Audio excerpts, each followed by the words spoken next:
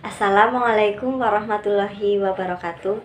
Hai teman-teman, perkenalkan saya Adila Satriani Barokah dari Program Studi Pendidikan Bahasa dan Sastra Indonesia Universitas Muhammadiyah Purworejo. Di sini saya akan review novel yang berjudul Sehidup Sesurga. Identitas dari novel ini yaitu judul novel Sehidup Sesurga, penulis Van Pandepi, penerbit Panda Media, jumlah halaman 210 halaman, tebal novel 20 cm, tahun terbit Maret 2017, alamat penerbit Jalan Haji Montong nomor 57, Ciganjur, Jagakarsa, Jakarta Selatan 12630. Jenis kertas yang digunakan yaitu book paper dengan karakter warna coklat terang. Novel ini dapat diperoleh di toko buku terdekat seperti Tokmas, Gramedia, dan lain-lain. Novel ini menceritakan kisah-kisah sederhana dari keseharian yang dialami penulis dalam mempengaruhi kehidupan rumah tangga mereka.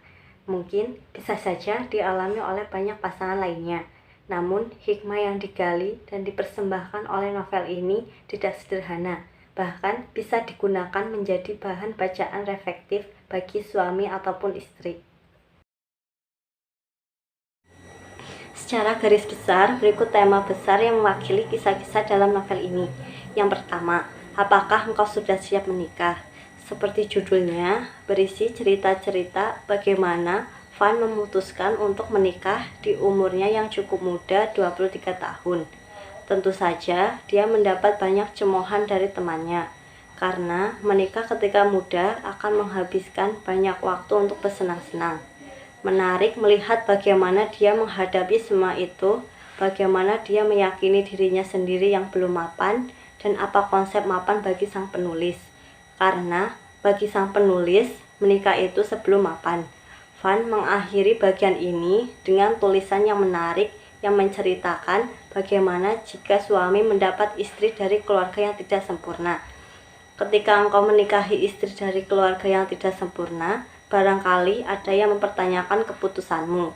Tidakkah engkau takut rumah tanggamu akan berjalan baik-baik saja? Aku mengalami semua itu. Aku pernah mendapat pertanyaan semacam itu. Hari ini aku ingin menjawab dan menjelaskan semuanya. Yang kedua, mengatur langkah setelah menikah.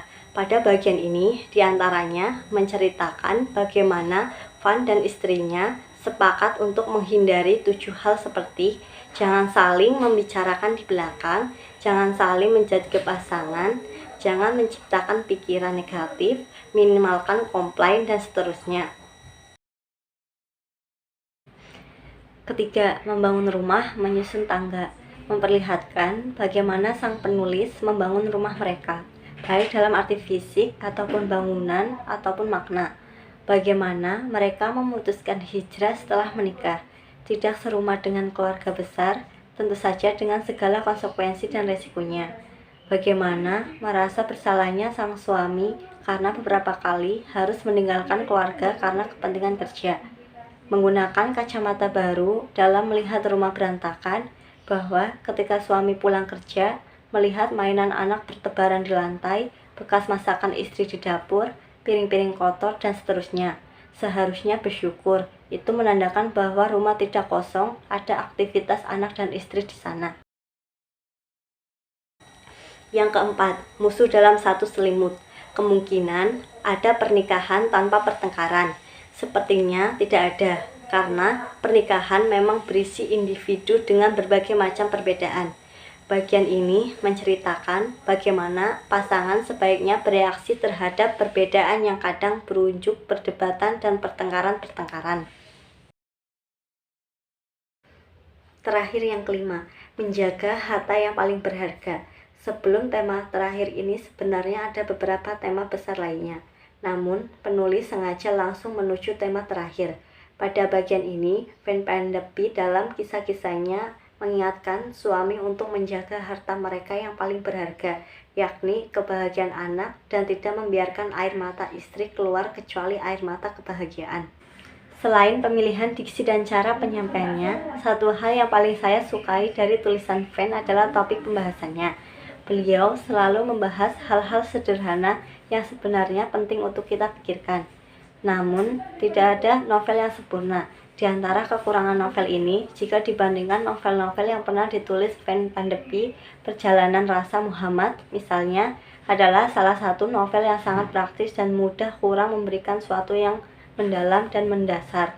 Akan tetapi, hal ini tertutup dengan kepiawaian Van mengalirkan cerita-cerita ringkas, namun berbobot dengan sedikit sentuhan bak puisi yang terkandung menjadikan tulisannya menjadi lebih indah.